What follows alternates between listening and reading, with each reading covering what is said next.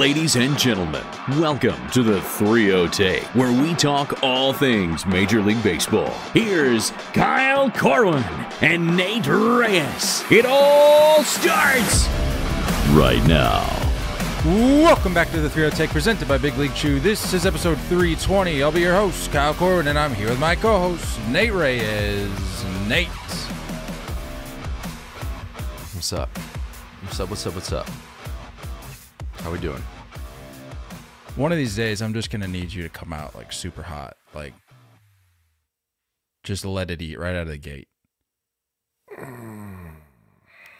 I respect your ability to stay, you know. Gotta keep the blood pressure down, you know? You don't let your highs get too high. Don't let your lows get too low. You're kind of like right here. But sometimes I'm just going to need to I'm going to need you to just let it eat. Is there anything in particular that's got you worked up today? Yeah. Matter of fact, there is. I don't know who Bob Shower is, but I don't think I appreciate that review. That was just completely unnecessary. Here's the thing. I don't think Bob Shower's a real person. Like, if it is, I'm sorry. I'm not trying to, like, rag on your name, but Bob Shower. I don't know. Bob, if you want the smoke, 4777 South Fulton Ranch Boulevard, Yikes, Chandler, Arizona. Let's go. Throwing it out there. Pull up. Gate code is pound 2580. Let's roll.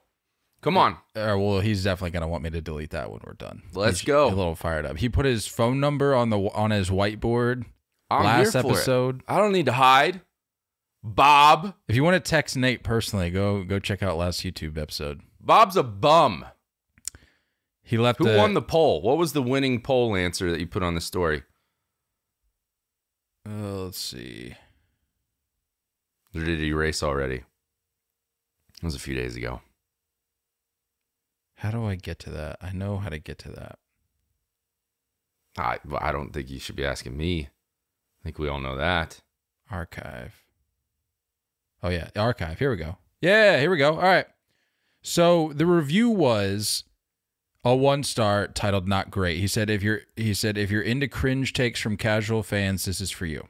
And then I said, because I knew immediately when I read that, I said, this is not just a regular everyday listener. This is somebody who's been deeply hurt, deeply offended. Like a nerve has been struck with this particular individual. And so I thought, well, what could have caused this problem? Like what are they in support of that maybe we're not? Maybe what is something maybe we've gone after in the recent past that maybe led this individual, whether they're a real person or not, whether they go by the name Bob Shower or not, what would have led them to leave such a review? And so I thought, well, surely they're a Mets fan. And then I thought, well, maybe they're just an Angels fan who has some, still to this point in October, some pent-up aggression towards us. Maybe it was Pete Alonso going under some sort of alias. That's fair. Or maybe you want to talk about pent-up aggression. Maybe it's Rob Manfred, who just after the last couple years had... he's just going in October on 26th, he said, today's the day. Like, I've had enough. I need to share my piece. You're probably right. So I put those 4 options out as a poll, and go ahead and guess who you think the winner is. Actually, give me the order of the 4 that you think, how you think it finished. Starting from least to most. Least to most. What are the 4 options again? I wasn't really listening. Last one is going to be... The options were Rob Manfred, Pete Alonso, Angels fan, Mets fan. Angels fan is last.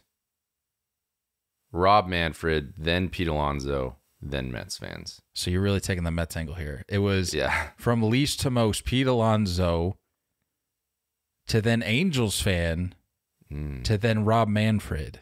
Close second. Close second. So the majority of the people think that Bob Shower is a Mets fan. Which Whatever, makes sense. Bob. What makes sense. I mean, I would hate to be a Mets fan, so I would be looking for any which way to release that pent up aggression because thanks. Bob Shower's a clown. I mean, what do you want? Do you want us to like deep dive into things? Like, do you want to talk about hitting mechanics? Like, is that what we need to prove, that we're not just casual fans? Do I need to break down why Yordan Alvarez is struggling to hit a high fastball right now? Why his knob is pointing at the umpire's chest instead of the catcher's feet?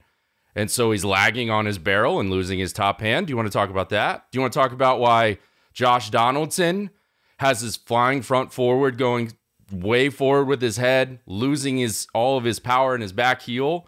Do you want to talk about how that error to IKF with the Glaber flip trying to turn two, that IKF came too far on the outside part of the bag when he should be staying middle, that Glaber probably should have gone with the glass up, thumb up flip versus the thumb down flip, because that's never as accurate. What do you want to talk about, Bob? What do I need to say to make you understand that we're not cringy? What do you want us to get into, Bob? So whatever, dude. You can go back to probably screaming at your Little League son to charge the baseball every time he has a ground ball hit at him, and living vicariously through being mean to kids, because I'm sure you played some meaningless NAIA baseball in the middle of Wyoming 20 years ago, Bob. Take care, pal. Not gonna miss you. And if you have a bad review, go write a comment like a normal human being on a post. Who takes the time to leave a review? Everyone else in there is all love. So, Bob, sayonara, pal. Let me know when your podcast comes out. And sorry, casual fans aren't allowed to listen. Loser. Peace out, Bob Shower. Or come knock on my front door. Whichever you prefer. Also, not to mention... This is a make my day state, by the way. I don't know if anybody knows what that means, but it is. Share with the people. Make my day? Oh, man. If you're coming into someone's home, then, free reign. You're not in trouble for anything that happens inside that home. So... Well, hopefully Bob's day is made some other way, because I don't know if we want to get into all that. Because pull up, Bob. That'd be a little Let's dicey. get it. No, but I mean, we're pretty much self-proclaimed casual fans, not from a casual watching standpoint, but we've made it very clear that we're not MLB Network experts. We're not analysts. We're not experts. Yeah, we're just two guys that watch the game that occasionally have a funny joke that we put into a TikTok. So, like, if you're along for the ride, we appreciate you. If you're not, that's fine. There's plenty of other options out there for you, but we'll be here. Yeah. We'll still be doing what we're doing. Sorry. We could get super nerdy. I mean, I don't know what you want me to say. We could. You talk about why Garrett Cole's fastball leaks to the middle of the plate, probably because his front side opens before he gets down the hill, and he's losing his glove side command. But no, we gotta make sure Bob's taken care of. So I guess we can start talking about all the little tiny intricacies and nerdy stuff about baseball. It's like, dude, no one wants to listen about that constantly. It's okay to talk about anything you want here.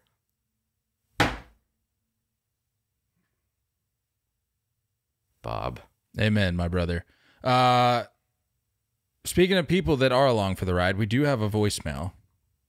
Somebody who actually took the time to not leave an unnecessarily negative review, and these are the people I like. On the contrary, they left a voicemail. So let's get into that. See what we got to talk about from that. Hey guys, greetings from sunny Central Florida. Still reeling a little bit from Hurricane Ian, but that's okay. We'll survive. Listen, I want to talk about a couple things. First of all, Game 3, Astros Houston. Can we talk about Aaron Judge getting in the way of Harrison Bader? He kind of took the brunt of that. Even Garrett Cole, did that I got you to Bader. But are we on the same page? Is it just me? That was 100% Judge's fault. Why is nobody talking about that? Second of all, in general for the playoffs, I think Major League Baseball has a big problem on our hands because it's pretty obvious that week off is too much. I mean, the Dodgers were not the Dodgers. The Braves were not the Braves. Coming from a Braves fan, that was embarrassing. The Yankees obviously struggled. Yeah, they won the DS, but, I mean, let's be honest, they struggled. Houston was the only one that seemed to get it right, but in general, do we have a big problem on our hands? If the top teams are always going out in the first round, that is not good for ratings. All right, let me hear your thoughts. That's a great transition into our World Series preview because we're going to be talking about a team who, let me just pull it up here because I want to make sure I got the right information. Houston, factoring in the off days during the series in which they played, the Astros will have had 15 off days between the end of the regular season and Game 1 of the World Series. And they're still here. Those other teams, look, rarely do I side with the league, but if you're the league, you're really in a no-win situation with this call because you reward the team with some off days, especially right out of the gate, especially the teams that had that first round bye, such as the Astros. Mm-hmm. I'm sure there's nobody in that clubhouse that's going to be upset at the fact that they have a few days off to heal up, rest up, relax, maybe spend a little extra time with the family. But on the flip side, if you just immediately launch them into a series, then you're going to have those same people saying, well, they didn't even get any they didn't get a break. How is that fair? What sort of reward is that? Mm-hmm. So the league is in a no-win situation because either way, somebody's going to be upset. And I just don't really think there's a way around that. Yeah, I think, I mean, look, you watch MLB Network and any player on there that's now like covering, shows or analysts or whatever they're doing, all of them are like, dude, you're going to take the day off, like that, the day's off. That's what you have that time to recover, right? And you have that time to decompress and kind of reset your mind. It just comes down to who's hot, right? It's playing baseball at the right time. I think you look at the Yankees, you look at the Dodgers, those two teams kind of cruise to the division, right? They cruise to the division victory with pretty large leads. I can see your argument with the Braves just because the Braves kind of, they got hot, played really good baseball the last few weeks. They had that momentum carrying them in to win the division and kind of beat out the Mets. Or the Mets completely crumbled, however you want to look at it. But I don't know. I think you're right. Like, there's no way of making everyone happy. The home field advantage is obviously big, but I don't know. I mean, I don't see how you can do it any other way. Like, I would personally want to kind of take the time to reset and get healthier and do things like that. I think you're probably going to have to find new ways of practicing, right? You're going to have to find new ways of going about it. And you look at like the NFL, I mean, they play once a week. You may get an off day after, but you're getting 5 days of practice in. And I think that MLB is just, teams and organizations are going to have to find a way, if this is the format moving forward, they're going to have to find a way to be better on their days off and finding a way to stay in shape. But you can't necessarily use it as an excuse. I think there were some weird scheduling things with the rain in the Yankees, but like that's whatever. Like that's just a part of it. It's what you got to deal with. Happens during the regular season too. And if you're not able to kind of lock it back in and have the focus, that's on you. That's on your organization. So I don't think it's necessarily a problem. We saw, viewers, like the viewership is up, right? We just put that post out a few days ago. The viewers are through the roof for the first time in years. So it's like, I don't think there's really necessarily an issue. I think the MLB is okay banking on more teams getting in, which means more fans are watching, versus getting your, monumental organizations deep into the playoffs. I don't think that really matters to them. And yes, Harrison Bader should have not been involved with that play. Ranged way too far to his left. Judge has played center field for half the games this season. He has range. He's probably going to win a Gold Glove at some point in right field. He could have handled that no problem. That should have never happened.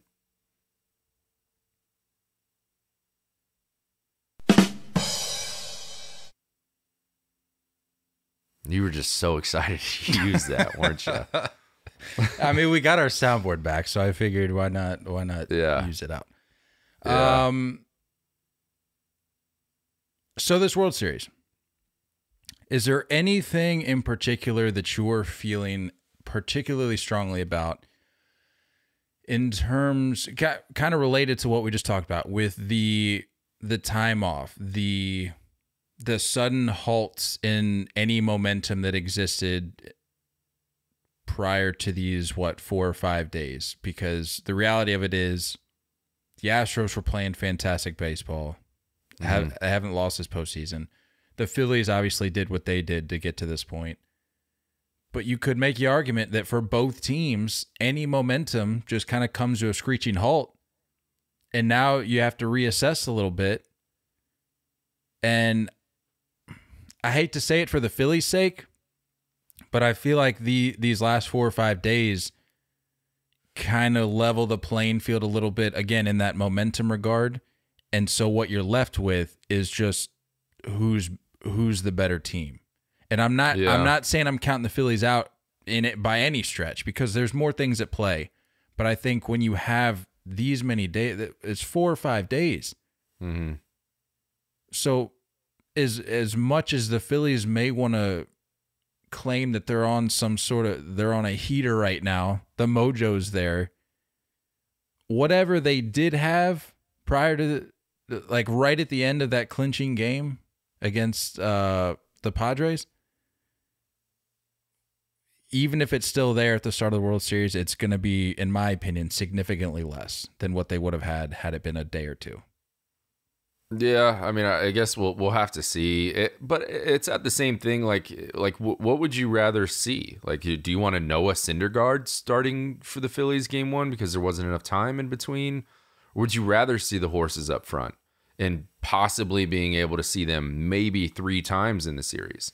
And it's like I think there's always something that's gonna have there's give and take with it, and I would agree with you. I think it definitely hurts the Phillies a little bit more. But I don't know. It seems like we've underestimated the Phillies. Well, most of us have, for this whole postseason, the whole time.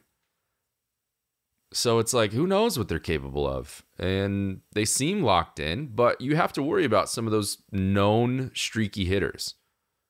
Right? Like Schwarber, Hoskins, Castellanos, those are streaky hitters. Those guys, when their lows are low, they're really low. So it's like, I'm a little nervous about that. But I think it's going to be fine. I think they're going to get locked back in. And I think even if this is the case, you're probably only going to see this for maybe a little bit of game 1. But their adrenaline's going to be there. The crowd's going to be there. Everything's going to be built up. I do kind of wish that MLB would hype this up a little bit more, like media-wise. You see, like, again, kind of going back to the NFL with, like, the Super Bowl, right? Like, they have these media days before where it's like, you get to see the players in the team sweatsuit, and they're answering questions, and there's different booths with a bunch of reporters going around. And like, I'd love to be able to get something like that going for the MLB, just to build up a little bit more hype around this. Because honestly, for me, like, the last 4 days have been like crickets, right? I'm getting more on my phone about, Yankee offseason stuff than anything building up for the World Series. So I'd love to get some quotes about, like, you know, different guys in the clubhouse and what their mentality is and what they're thinking about and what they're doing in these days to prepare. Like, shed a little bit more light on the players. This is a perfect opportunity for that, and they're not doing it. Well, let us fill that void for the people. Let us be the people. We got you. That gives a little bit more insight as to what we're about to witness here. First and foremost, I feel like I have to share this nugget for those who don't know. It has been making its rounds, but I feel like I need to share this in case you haven't heard, because quite frankly, I don't think I knew this, or that I was aware of this, but it's a wild statistic. Justin Verlander, your game one starter. Yeah. In the World Series, in his career, he is 0-6 with a 5.68 ERA, 14 walks, a whip of 1.289, and he has allowed 9 home runs. So again, going back to the whole mojo thing, if you're the Phillies and you're seeing that, you're kind of chomping. I mean, you're chomping at the bit regardless, because you're the Phillies, you're in the World Series. Nobody expected you to be here in the first place, except possibly me. Mm-hmm. With that said, you see those numbers and you're going, we have a chance here to go up 1-0. We can steal one in Houston. I mean, knowing the Phillies, they probably think they can take both. And credit to them for having that line of thinking. They should have that line of thinking. But when the numbers are in your favor that strongly, you got to be feeling pretty good about yourself. So all these people that are saying Houston's a steamroller. Like, I was reading this article today, and they were saying that these MLB experts were saying that Houston's a finely tuned machine, and that they had Houston at 4, and they said never even considered giving Philly a game in this series. I'm like, well, that's that's just irresponsible. It's a little ignorant. Yeah, that's irresponsible. Naive. So I don't know. I mean, considering he's going game 1, and with the way that this Phillies offense has been swinging it, we could be looking at this series. We could be looking at this series being flipped on its head right out of the gate. Yeah. Also, Verlander has not been great this postseason. It's not just the World Series career starts. It's this specific postseason where he's been a little off. And I know we talked about how he really settled in and kind of worked through the Yankees lineup eventually. But if you watch the beginning of that game, he didn't look quite right. And then I don't know if you noticed, but with Philly going with Nola game 1 over Wheeler, who Wheeler seems to be the hotter pitcher right now, I like that move for the Phillies. Because Framber Valdez is probably going game 2, and I think he's been better than Verlander. So if you're Philly, you're like, well, let's put our better guy against their better guy, right? Even though you may go into this season and maybe even next season and say Nola's the one, Verlander's the one, right? They're both our aces. They're our opening day starters.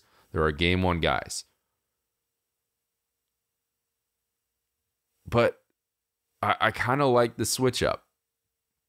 I like what the Phillies are thinking with that. Also, when you look at where the Phillies have played, St. Louis, not necessarily a hitter's ballpark for your big boppy lefties. Braves, Atlanta, it's okay to right field. It's nothing, it's nothing short. At home at Philly, right? San Diego's pretty nice to hit for your lefty guys and even righty guys, actually. It's a pretty hitter's ballpark nowadays. And you're seeing, Houston, if the roof is closed, it's pretty small, right? You don't have any wind affecting anything. So it's like, I think, we've learned. This makes sense. We've learned that having the roof open can make or break a series for a club. It can destroy a clubhouse. It can end a season and a fan base. An open roof could have men fired. Yeah. So I like the fact that they're talking about scooting Bryce up to the 3-hole instead of 4. I like what the Phillies are doing. I'm gonna go ahead and jump in and say I'm not a fan of that. You just don't like changing the mojo up? I absolutely don't like changing mojo up. In fact, I'm so superstitious. I don't know if pity is the right word, but I saw the other day that they repainted the helmet rack in the dugout at Philly. And the tweet was like, you make the World Series, you get your helmet rack fixed or something. And they had painted, given it a fresh coat, and I'm like, nope. Don't like that, because if it's not broke, why are you fixing it? Yeah, that's fair. And definitely some weird stuff that can happen there. We're very superstitious. We're not superstitious, but we're a little stitious. No, but with the lineup with Harper, I get why he did it. I read into it. I read his reasoning. The Astros not really having any left-handed relievers. I get that. You know what I mean? I get that, but and I get it. They're professional hitters. And we're talking about Bryce Harper here. I'm sure it's not going to affect him all that much, but there has to be a sense of comfort knowing your spot in the lineup for a given part of the season.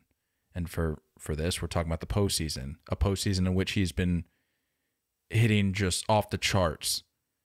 And now all of a sudden, given that this postseason, 11 games, he's 18 for 43. He's hitting 419, on base percentage of 444, an OPS of 1.351, 6 doubles, 5 home runs, 11 RBIs. Why would you then all of a sudden say, hey, we're putting you back in the 3 spot? There's got to be a sense of, like I said, sense of comfort and just confidence, knowing that when you show up at the ballpark, that's going to be your spot in the lineup. That's where you're going to be placed. That's the opportunity you're going to be given to do what you do, and that's to hit. Yeah, that's the only thing he's doing right now. I definitely understand lineup consistency. Coming from a Yankees fan that has never seen it before. Lineup consistency is definitely necessary for these guys. And you're right. Like, being able to show up to the ballpark and already knowing where you're slotted is huge. But we are talking about potentially 3, maybe 4 extra ABs throughout the entire series for him. By scooting him up that slot, it could do some things. It could add in a couple extra ABs. I think I think you probably, as a manager, you got to look at like who's more streaky, right? Is it Hoskins or is it Realmuto? And so I think by flipping Realmuto and Bryce between 3 and 4 hole, I think that provides a little bit more protection to Rhys Hoskins. I think he's probably the streakier hitter between him and Realmuto. So I would want to provide a little bit more protection, and you know that hitters are going to come after him just because you don't want to have anyone on base when Bryce comes up. I like the move. I'm a fan. Now, Realmuto, you're really depending on Castellanos. Nicky Castellanos has to get going, and he has to provide a little bit of protection to JT. And it works all the way down, with Bohm behind Castellanos as well. So it's like you got to rely on your top 6 for sure to be on. Now, do you feel like this is something that Robbie Thompson would change? Like say they get blown out in game 1, or say they have a weird scenario where it's a late game double play that kind of puts the nail in the coffin and the Phillies lose. Do you see Bryce going back to 4 hole?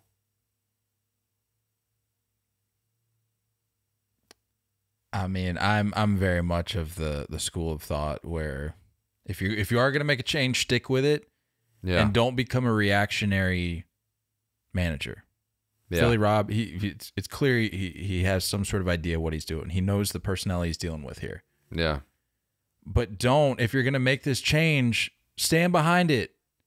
If you think that this is the right approach, if you think giving Bryce that extra AB, if you think bumping him up, I think giving him in that extra the first inning is like that's a big deal, right? Right, I mean, but if you think that we've been learning about how important the first inning is to score. Sure, but if you think that's worth the risk, because I think back to Mookie, because I remember they thought, well, Mookie can slide up and down those first 3 spots in the lineup.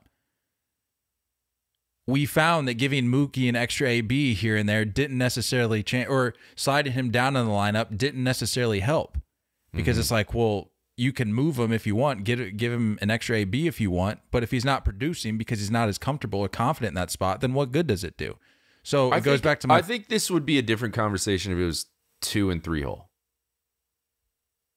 4 and 3 doesn't get me as nervous. No, that I'm completely on the other side there. 4, you're talking about a completely different approach. You're going into it knowing it's possible that I could be leading off the second inning. Second or third, to me, doesn't necessarily change as much. But if you're going from 3 to 4, that changes the whole. I mean, it shouldn't change the dynamic or your mentality, but the reality of it is that 3 and 4 are 2 relatively different spots in the lineup. So again, it's not my decision to make. It's not our decision to make. But going back to my original point is, if you're Philly Rob and you're going to make this change, you think your reasoning is justified, then stick with it. If it gets later in the series and you have to make a change, so be it. But if you go out there and get blown out game 1 and you see that doesn't work, don't become reactionary. Stand behind your reason. Yeah, stand behind it. Yeah, I like that. Yeah, I'm cool with that. I mean, looking at the rest of that lineup, we got some. I mean, look at the other side, right? Like Dusty is stuck with Jose Altuve at the top of the lineup. And up until the last few games of the ALCS, he was hitless. It was like over 27 streak or something like that, over 25. That consistency in your lineup and believing in your guys is definitely a factor. So I think if everyone's listening to this and they're like, why are we talking about Bryce Harper between 3 and 4 hole? Who cares? It's Bryce Harper. Consistency in a lineup is a big deal. If you change that, if you alter that, you can't just assume that it's going to play the same way. It is a big factor. As small and minuscule as it may sound, I feel like that could be pretty decisive. One way or the other. Yeah, and I mean, surely winning helps with that. Like the fact that they've just gone on without a hitch, like that. For sure. That surely helps. I'm sure if maybe they had some losses sprinkled in there, we may be having a different discussion. But I digress. But looking at the rest of this, or looking at some of these other boppers they got in the lineup, Kyle Schwarber's hitting .368 with 3 home runs, 4 RBIs, and an OPS of 1.442 in his last 7 games. So he's definitely hot. Turned it up a notch. Rhys Hoskins, as we all know, had his redemption moments in this series, or in the NLCS. He's hitting .269 with 5 homers, 11 ribbies, and an OPS of 1.191 in his past 7 postseason games. Then, as I mentioned, Bryce is just on a different planet. Look, I feel really, really confident, despite what I said about the break in mojo, the break in momentum. I'm still very confident in this Phillies lineup, as I have been for the majority of the postseason, if not the entire postseason. Yeah, these are 2 great lineups, dude. Like, this is going to be a good World Series. Like, this is star power throughout. Yeah. I'm pumped. And you just have, like, you have role players that just, they accept what they're supposed to do, and it's like, just pass the baton mentality for the Phillies, and then the Astros are like, they have the confidence that someone's going to get you. You're not going to get through this lineup 1 through 9 without somebody getting you. You got Chas McCormick in the 9 hole hitting dingers, right? So it's like, you got good mojo going. And I love that Dusty Baker's like the switching the sides in the dugout. Have you heard about that? No, what's that all about? he goes, like, he'll be on one side of the dugout. So, it's like typically the closer to home side where the manager is going to stay. If there's like a pitching change or whatever, or if they have a couple like hitless innings, he'll walk to the other side of the dugout and he'll go towards the end. And he's like, and the reporters are asking him, like, what are you doing? And he's like, this is the hit side. I'm trying to get us some hits. I'm coming over here. Like, how do you can't dislike that guy. Whatever works, man. Baseball's a weird sport. That's what I'm saying. I like that when you have managers that kind of buy into that, and you buy into the anything can happen, and you buy into let's just get something going somehow mentality, it's really cool and really easy to get behind. Say what you will about the Astros, but Dusty Baker leading the helm, I mean, it's scary. It's definitely scary. I love me some Dusty, but it's hard for me to. I know, because there's a lot of intertwining stuff about this series. I like it. I like it, but I hate it. Like, what comes with Dusty's potential first ring? Like, that's tough for a lot of people to digest. Yeah, and you got like the Dusty and Bryce relationship, right? When Harper first came up, Dusty was a manager, so. Sure. There's a lot of cool stuff, man. And you got Hector Neris with the Astros, former Philly, right? So it's like, or the other way around. No. Yeah. Right? Am I losing my mind? Hector Neris? Yeah. I think yeah. Yeah, he's an Astro. Yeah. Was a Philly, right? Yeah. Yeah. That's what I thought you said. All right, cool. Yeah, just double checking. Yeah, you had it right the first time. All right, yeah. Cool. I don't know what I'm doing. Second guessing. Get out of here. Casual. It's just, you're such a casual. Yeah, such a casual. Get it cleaned up. Unbelievable. Yeah, I like this. Again, we talked about the hottest team in baseball against probably the best, most complete team in baseball matching up. It's gonna be fun. It's gonna be real good, and it's gonna take some guys getting out of slumps.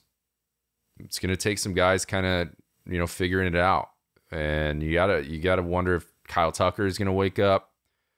Your Don has had a pretty off ALCS, so hopefully he's gonna wake up. And well, I don't know. And the Astros have proven that they can play in hostile environments, right? So it's like they don't care. They don't care where they are. So I think that's another factor as well. Like, is Philly even gonna bother them? And this was a theory that's been talked about for the last few years, right? Ever since the cheating scandal, was released, it's like they've been heavily booed everywhere they go. And eventually you got to have that thick skin where it's just like, just tune it out. So I wonder if like the Philly crowd is going to be negated. Philly is going to be interesting because we've spent the last 2-3 weeks talking about Philly's environment. For all intents and purposes, Philly doesn't really have a connection to this scandal whatsoever. Not really. They have no reason to be upset other than the fact that they can claim, well, the Astros have degraded the integrity of the game, as pretty much every other fan base could argue. What's going to be interesting, though, is you now take that and you amplify it because it's on the grandest stage. We're talking World Series. Philly fans all of a sudden now are going to care so much more about the scandal because they're going to use that as fuel to just let it eat when Houston comes to town. Even though, again, prior to this, they probably didn't care as strongly as the Yankees fans did or Dodgers fans or whatever. It's going to be interesting to see if Philly somehow can kick it up even another notch now that Houston comes down. Like, I'll be curious to see if that plays into it. I'll be curious to hear the reception when Altuve steps up, when Bregman steps up, guys like that. Right. It'll be interesting. It'll definitely be a factor. I'm confident, but I'm just curious to see by how much. Let's look up the weather in Philly. I hope it's 30. Not cold enough, dude. I hope it's 37 and windy. No. Not cold enough. Rain Monday, Tuesday, but I think it's basically like probably by first pitch, you're looking at like high 40s, low 50s. Because we got Friday, Saturday in Houston, travel day Saturday. Sure. Game 1 Sunday? Or no, I'm sorry. Friday, Saturday, travel day Sunday, game 3 Monday, right? I trust, yeah. Well, you just said Monday, Tuesday. You immediately went to Monday, Tuesday, so I assumed that's... Yeah, just those are the only 2 days I saw rain on the forecast. Ah, okay. So game 1 tomorrow, Friday in Houston. Game 2 Friday in Houston, or Saturday in Houston. Sunday travel day. Monday is in Philly. Tuesday in Philly. Wednesday in Philly. Correct. Monday, Tuesday, rain. I like it. I love it. Postseason baseball it has to have the big bullpen jackets, hoodies underneath, nasty weather. I need it. I don't like the warm weather stuff. It bugs me, dude. It's like it just doesn't feel right. I need fans all bundled up and just screaming and yelling, and I need it all. I need long sleeves. I don't need any like swaggy tape. You know what I'm saying? Wristbands, no. I want long sleeves, no drip. Mock turtlenecks. Need that with the Phillies written on it. That's swaggy. Yes. I think Reese rocks. I think I've seen both actually. Gene Segura rocks it. Yeah. Yeah. Bohm rocks it. Yeah. Yep. It's gonna be nice. Big fan. I mean, Bryce can do whatever he wants. It doesn't matter. But Bryce, he's probably gonna rock it. Bryce is Bryce. No, Bryce will definitely go. He'll definitely go long sleeve. I don't know if he'll go. Yeah. Does he go? I think he's going mock. Does he go mock? Yeah. I feel like I have seen him mock. Yeah, you're right. Yeah. With the Philly the Fanatic subtle green in the batting gloves or cleats. Definitely the cleats. All drip. And the headband for sure. Mm-hmm. Big fan. I'm also a big fan of Manscaped. Nate, support for the 3-0 Take is brought to you by Manscaped, who is the best in men's below-the-waist grooming. Their products are precision-engineered tools for your family jewels. Manscaped Performance Package is the ultimate men's hygiene bundle. Join over 6 million men worldwide who trust Manscaped with this exclusive offer just for you. 20% off and free worldwide shipping with the code 30take. That's our social handle, all caps, at manscaped.com. That's 20% off with free shipping at manscaped.com with code 30take. Our social handle, all caps. Unlock your confidence and always use the right tools for the job with Manscaped. Let's be real about this for a sec. I'm just going to come out and be 100% transparent with our listeners, okay? This Manscaped stuff is not forever. I already told you this. But to be exact, you have the rest of October. We have no idea what's going to happen next with Manscaped. They were like, yo, you want to run some pretty cool stuff for a month? And we were like, yeah, we'd love to. But it's up to you as a listener to continue to help build the brand. So if you want something for Manscaped, we're giving you 20% off. The website only has 10% off. And this is only going to last for a few more days. So get what you need to get because we're like literally in the dark. Manscaped isn't talking to us. We don't know until this month is over how we did. Yep, just checked. They haven't changed. They're sitting at 10% on the website. So why not just take advantage of what we're offering you and take 20% off with promo code 30take, all caps. THREEOHTAKE. All caps. No cap.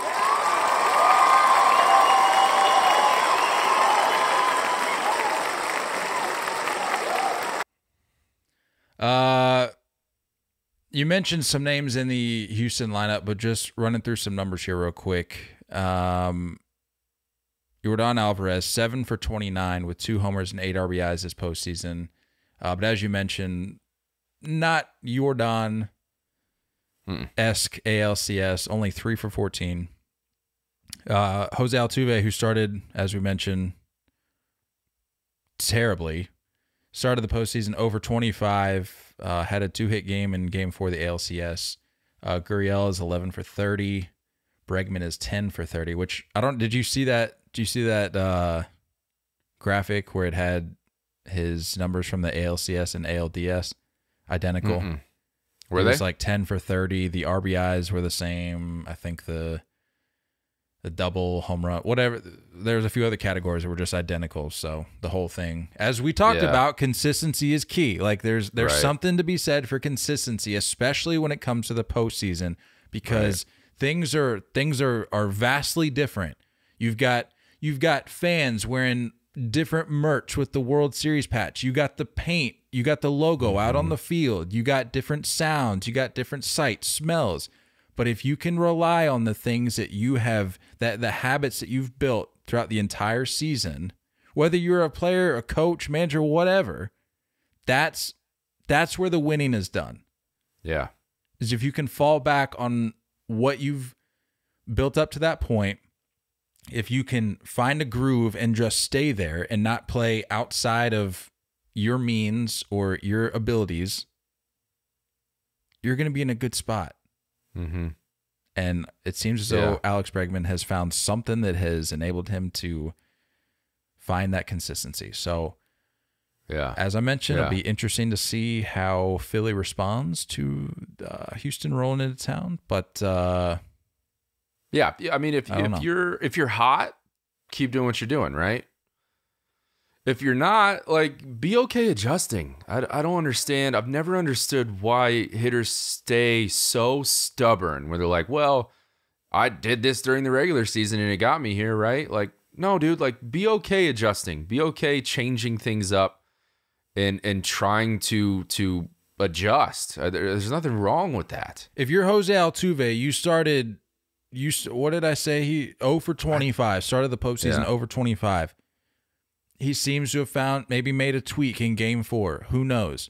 Yeah, I mean, I think one of them was like that dink double down the line, which it's like, whatever. Who cares how you do it? If you're a veteran like Jose Altuve, be okay. Like Nate said, adjusting, lay down a bunt if it means putting your team in a position to score a run, because it's clear that this just hasn't been your postseason, which is fine. Yeah. Like, it happens. It happens to the best of them.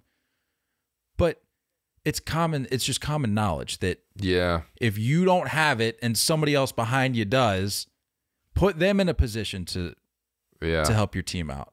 Help your team out by putting somebody else in a position to help your team out. I agree. And he's played excellent defense, which helps. You know, I'm sure that I mean, we know this, right? Like, as casual people, as just casuals, as a former player, it's like, if you're struggling at the plate, it really helps flashing the leather a little bit. It makes you feel like you're still contributing.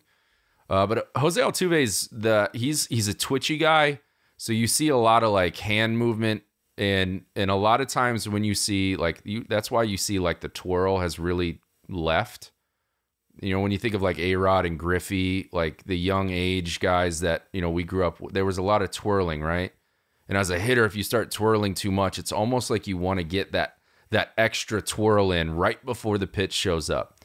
So I'd honestly like to see Altuve kind of calm the hands down a little bit, get a little less jittery, and I think he'd be okay. Kind of slow down the heartbeat a little bit. Yeah, guys like Altuve and maybe some others in there not having their best postseason by any stretch, but I think one storyline that we can really lock into and count on is going to be this Astros bullpen. Their bullpen posted the best ERA in the regular season in all of baseball, and they've had an outstanding postseason.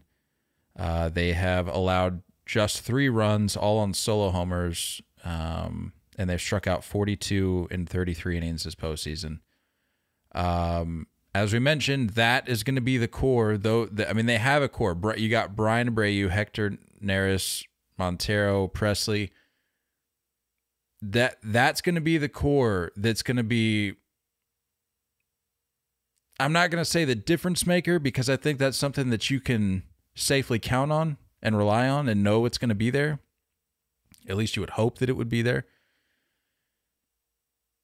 But it's going to be a question of whether or not Philly's offense can figure out a way to get it done against those guys. Because, like we already talked about, Verlander, he's going to be a wild card this World Series. And you got some other younger-ish guys in their rotation, potential wild cards. But that relief core, you pretty much know what you're going to get. So if you're able to get past the starters, get them out of the game as Philly, get to the bullpen, your ticket to winning the World Series is rides on that. Is getting past that relief corps. And if you can do that, it has you're in to. Fantastic shape. It has to. And what's crazy about the Astros is that they have guys like Hunter Brown and Urquidy, Jose Urquidy, just kind of like chilling, right? Just like waiting in case those starters aren't able to go deep. You have those guys that can step in for a few innings in the middle of, maybe the 4th, 5th, 6th inning, and then you can pass the baton to those big names in the back end. But if you're Philly, you have to get to one of those guys. You have to get to one of those guys. And the whole argument is that you can't script your relievers every game. You can't go 6th is this guy, 7th is this guy, 8th and 9th are these guys. You can't do that because of the fact that you have to rely on all those guys being on. They've been on this whole postseason. I'm curious to see if they remain on for the rest of the World Series. And I'm kind of old school. I've always thought that it's like, I want to work this pitch count up quick. I want to get through this starting pitcher as early as possible. And the Phillies have been more aggressive, right? They're more of like, the reason they're moving on is because they've been able to string hits together. And it hasn't necessarily been like, oh, let's force this, this ace out of the game at 110 pitches at 4 2/3. Curious to see how those game plans kind of change. But if Verlander's not on, come on, Phils, man. Like I'd love to see. I think I'd love to see Philly grab one in Houston, because I do think Houston's definitely going to get one in Philly. Because again, I think they're numb to the crowd. I don't think it really bothers them.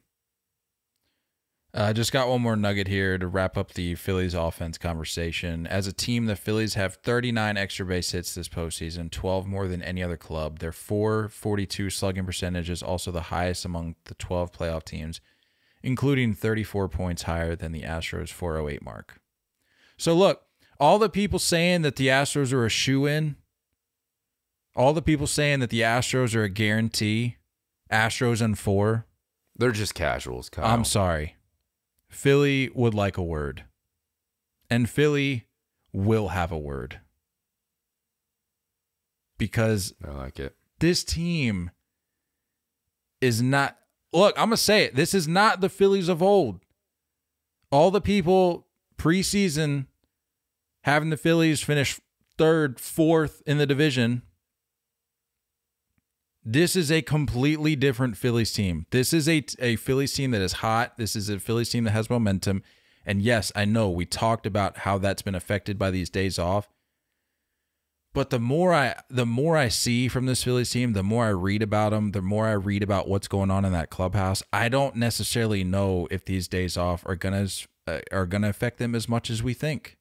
Mm-hmm. And I really think we're gonna see this continue into the weekend. There's one hitter that I feel like is going to be able to pass along the right message and approach and mentality during this little gap. I think it's Schwarber. Remember when he was with the Cubs? Was that a broken hand, foot, ankle, something? He had something broken. And he hadn't played any of the postseason until they got to the World Series, right? And he wasn't able to swing. He wasn't able to do anything, but just got in there and tracked pitches. I think that guy is now a veteran. He's a true leader. And I think he's probably going to pass that message along to young guys and just be like, this is what you got to do to stay ready. Stay tuned in. I like it. I like your take. And like is that where you're going? You giving me a prediction right now? Well, I mean, we're about to get into those here right quick. But with Schwarber, what's really fascinating is he was able to break out of that skid really on the fly. Because if you remember, he was ice cold. He was. Yeah. He was able to break out of that on the fly. And like we said, last 7 games, OPS of 1.442. He's had 3 bombs, hitting 368. That's why I like him in the leadoff. So he's it forces him to stop thinking. He just goes. Right. So he's figured it out, and now you're giving him some days to really hone in on that a little bit. Mm-hmm. And to clean up any mechanical issues. You know that guy loves hitting. I'm sure he loves talking, hitting. He's probably using this time very wisely. And I think we're going to see an even more rejuvenated Kyle Schwarber in the postseason. Schwarbs, do not let us down. I want to see him put one on the back wall at the Trop in right field. At the Trop. Or I mean at the I was thinking Tropicana orange juice, and I was thinking orange juice in general. You got your orange juices mixed up. Yeah, Minute Maid. Such a casual. Speaking of which, do you have a preference between the two? Orange juice wise? Tropicana for sure. Minute Maid comes in the cardboard box. Pulp or no pulp? I can do both. Really? I don't discriminate. Yeah. I do prefer it with I really ice, don't though. understand the pulp. I really don't understand. We've had this conversation before. Trust me. And we had the conversation because I remember making the graphic for it about whether you prefer ice or not in your orange juice. And I'm very much a pro ice in the orange juice. I'm pro ice, not pulp. I could do both. I don't discriminate. Ice in apple juice is also a game changer. Yeah, ice in anything, really. Anything. I'll only drink coffee if it's iced. Don't give me sweet tea without ice. Yeah, I'll kill you. Well, that's just hot tea at that point.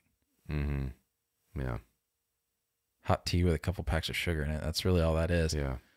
Before we get into our predictions here, my friend, you know what to do. Isn't Simply Orange another one? Yeah, Simply is the brand. Simply? Yeah. I think that's the one for me. A little more low-key. Yeah, they got some good stuff. But you know who's got even better stuff? Big League Chew should come out with an orange juice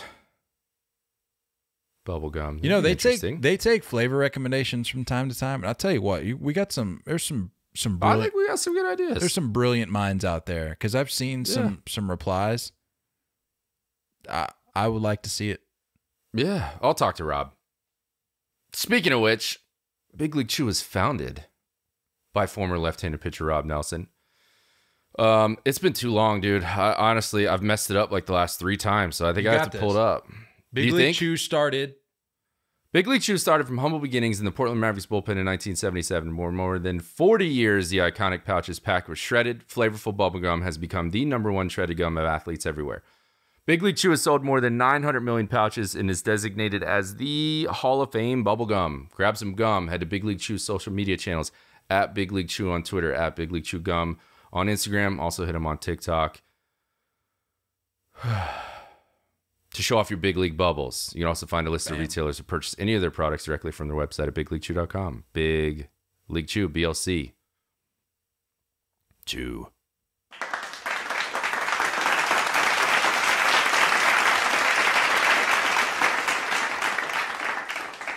Also, what do you think of my banana hat today? I love it. I've always been a fan of it. It's pretty swaggy.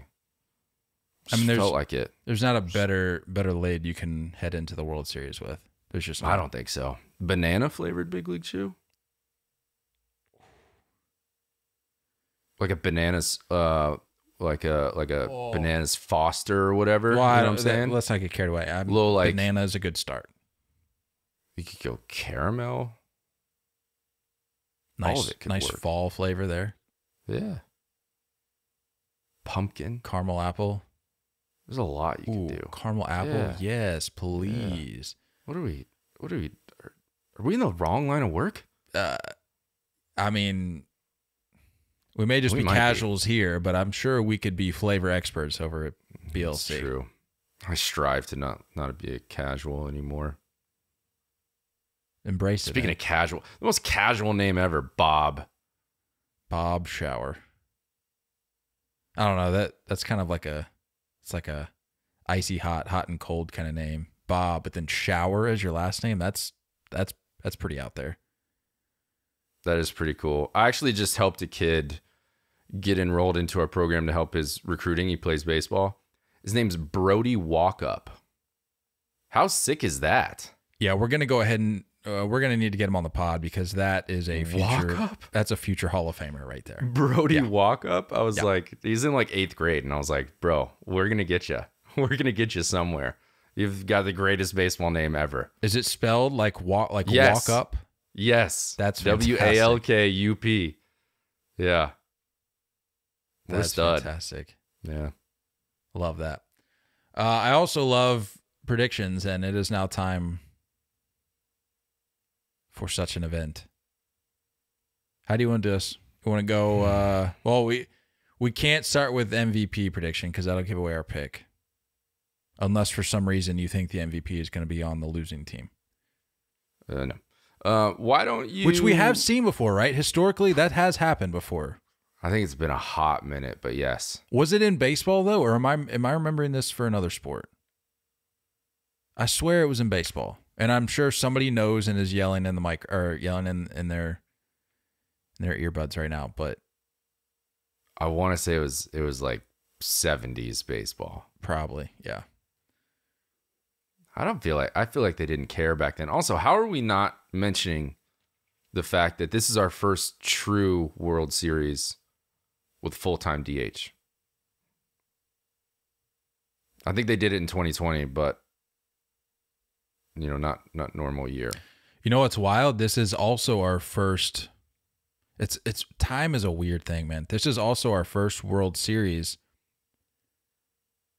with an entire season played with full capacity fans. I'm here for it.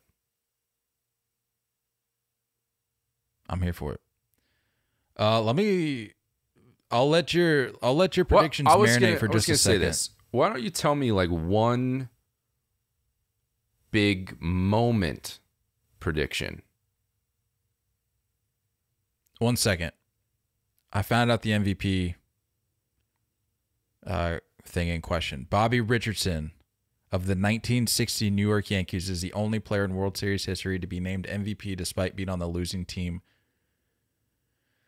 and was the second baseman. Wait, why does that matter? It says the only player in World Series history to be named MVP despite being on the losing team and as the second baseman in the same year. What does the second baseman have to do with anything? I don't understand that. Who wrote that article?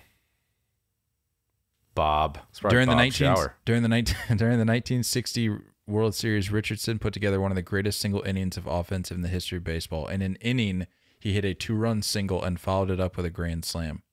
Richardson drove in 12 runs in that World Series and won the World Series MVP. Good Lord. Go off. Love that. Sorry, you said moment prediction. Yeah, give me like one big moment, like with a player scenario attached to it. Because we got Ryan's text for his predictions, and I think which we'll get into. It kind of gave me a little bit of like some juice for that. So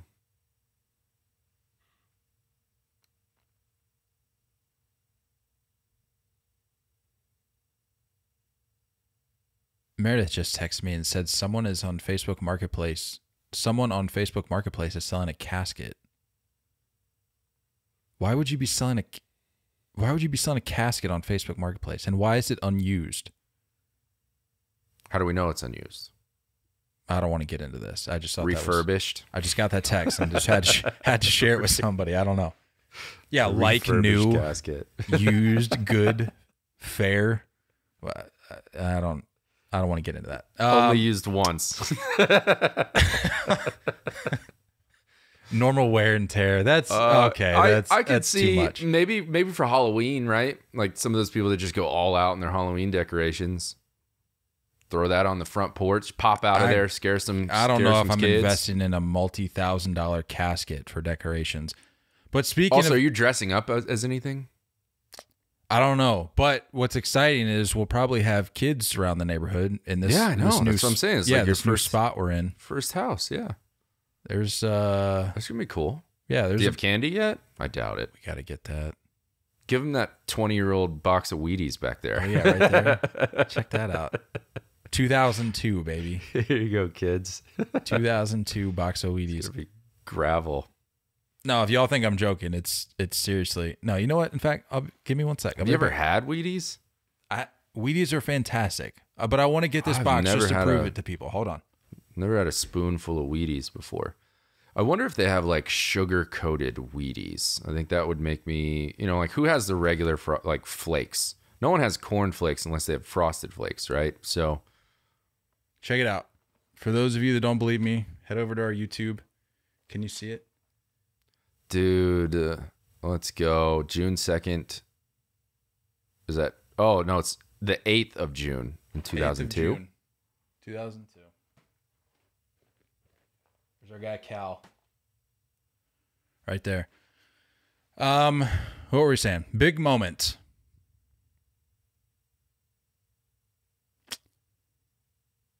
I'm gonna say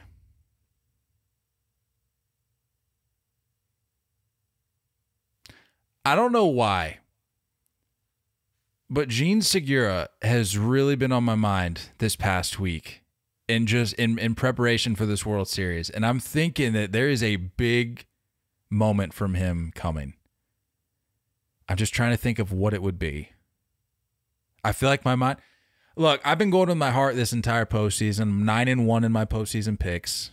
I'm letting you take the reins here. Humble pal. brag. So say whatever you want to say. I'm just going to go with my heart because my heart immediately took me to an inside the park home run from Gene Segura. Oh.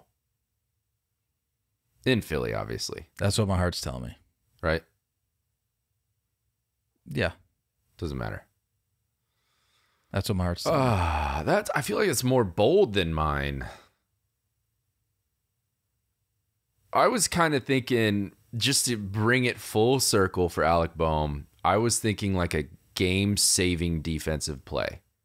Maybe the game ends with him, like, you know what I'm saying? Like, bases loaded, only up by 1. Lays out. Someone just ropes a ball down the line, and he lays out and makes a play. Like, just to kind of bring everything full circle for the Phillies. Like, obviously, all the defensive woes he had early, and then he's put in a ton of work. I don't know if that's, like, bold enough, but I'd like to see that. I love it. That's a good pick. Safe, I guess. All right. Kinda. It's time to make our picks. Nate, I'll allow you to do the honors. 1 second here. Let's cue it up.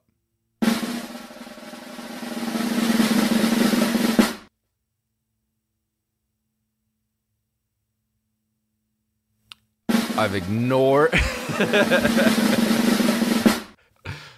ignored destiny and fate for far too long. Phillies in 6. Oh, I like it. Phillies in 6.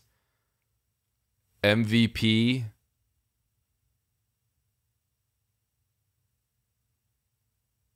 Give me Rhys Hoskins. Wow, that's a good pick.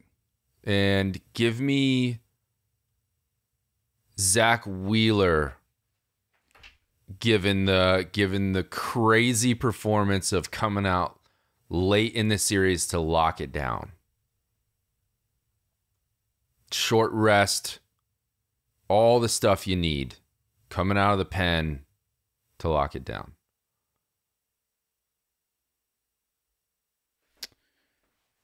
So, doing a little research here. You don't get a drum roll? Doing a little research. Too early here. for the drum roll? Too early. I was looking to see how many times a player had won the LCS and World Series MVP. I'm not giving away any of my picks. I was just curious because you mentioned Rhys Hoskins, and I was like, well, why wouldn't you go Bryce? And then I was like, oh, then that would be consecutive MVPs. So let's look into that. So it says the League Championship Series was born in 1969. Initially, it didn't have an MVP award.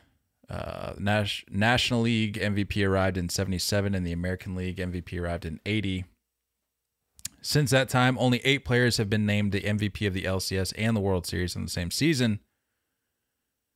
Coincidentally, all 8 have been National League players. That's interesting. Oh. Most recent. What was the last one? Most recent, Corey Seager. Oh. 2020. Before that, Madison Bumgarner. That makes sense. He popped off in Texas in the new ballpark. He was going off. He did. You got Madison Bumgarner on there, David Freese, Cole Hamels, Livan Hernandez, Oral Hershiser. Time for my picks. I'm going. You want to give Ryan's first or do yours? Let's go, Ryan. Give a little more build up. I'm in last place with my picks anyway, so it makes sense for me to go first. Fair. That's fair. Which was just wild. That was like, surely Ryan's going to finish last. Yeah. And then just snuck in there. This is what happens when you bet with your heart. It just doesn't go well. Well, I would disagree because that's all I've been doing is going with my heart. Are all heart picks over there? For me? What was the only one you missed? Was it the Guardians beating the Yankees? Yeah. Who else? Yeah. That's fair. No. I had... Oh, you're saying that's who I picked. It was your one miss. Yeah. Yeah, that was it. Ryan. In classic Ryan fashion, he texted us and said, I want the Phillies bad, but I'm taking the Astros. He says Altuve busts out of his brutal slump to win MVP. And he says Trey Mancini hits a walk-off in one of the games. I like his little additions. He didn't give us a game amount still, but it's all right. That's right. I don't put those on the graphic anymore. I give him credit for responding. Apparently, he walks around with like 238 unread text messages in his phone. So it's wild. He's one of those psychos. It's wild. And then again, classic Ryan fashion. He follows up and says, "If the Phillies win, is there any question it's because Harper did it again?" So he's throwing himself. He's being very political with it, very diplomatic. Yeah. He's laying out all the options, but it's fine. I'm okay with that. That's just how he goes about these picks, which I respect. Teach their own. I don't go that way, and I especially don't go the way that he's going for his. Is there even a point to your drum roll?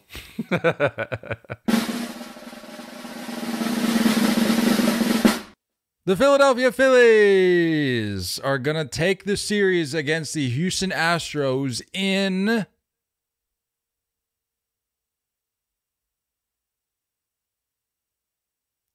six games. Yeah. I feel like I've been coming to the defense for some reason, which just makes me feel gross of the Astros this last week because of my take about them being the most complete team and people using the scandal as a crutch. Yeah. So I almost feel like I've come to the defense of them for the last week. And both of us have just been talking about how they're just the best team right now. Whether or not they're the hottest, that's a different conversation. But they're the most complete team.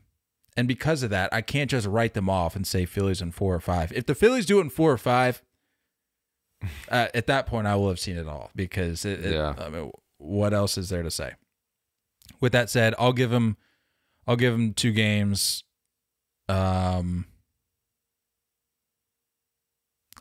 give him one in Philly and one in Houston. Be honest with you, I think the Phillies come out and take game 1, and I would give Houston game 2 because I like that. I really like their odds against Verlander after hearing or reading more about his World Series woes. Yeah. So I'm gonna say Phillies in 6. MVP. Your boyfriend. Well, that's accurate. No, it's not accurate. But it is my pick for World Series MVP. I'll say that. That's my pick for World Series MVP. Look, it's clear leading up to this postseason, the whole thing with Harper, and this has been my biggest talking point this postseason, is people didn't think he would show up because of previous seasons. Well, last year he didn't show up against the Braves down the stretch when it really mattered and the team needed him most. Clearly, he showed up this postseason, and the fact that he's done it throughout leads me to believe that the World Series is not going to be any sort of challenge for him in that regard. This isn't going to be some additional step. For me, the step that he needed to take was showing up to the postseason. He's done that. And I don't think the World Series is going to be any sort of special task for him. Or we've already talked about why. Like he doesn't just rely on the home run. Like he's very okay slapping a single through the left side on a shift. There's nothing wrong with that. He's hitting over 400, isn't he? Close to it. So it's like 419. Yeah, what? It would be one thing if it was just a home run guy relying on the home run. He's not that guy. He has 6 doubles.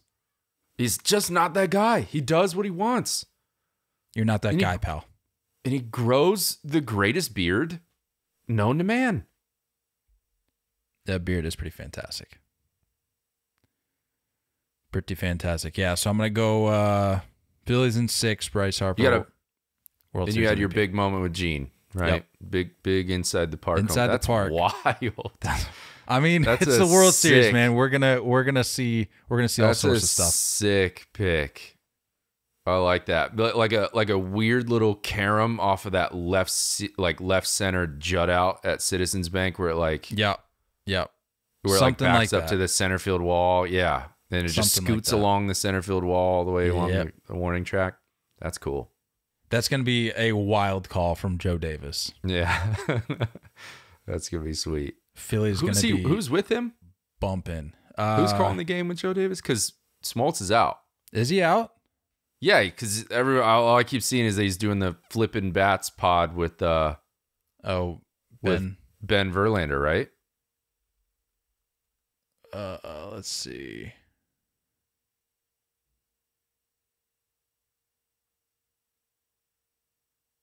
Tell you what, though, I'm all in on Joe having the World Series.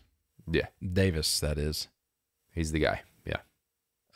Who is his... No.